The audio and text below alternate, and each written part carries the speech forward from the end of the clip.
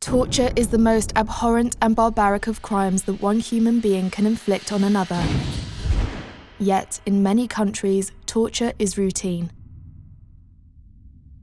A recent survey of more than 21,000 people in 21 countries across every continent revealed that almost half of the world fears being tortured if they are arrested.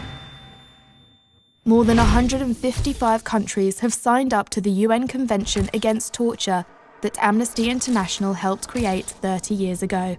But many governments, however, betray their people by continuing to allow, even support, torture in secret. Torture takes place in the shadows. Torturers often operate without fear of arrest, prosecution, or punishment. We won the Nobel Peace Prize in 1977 partly for our campaign against torture.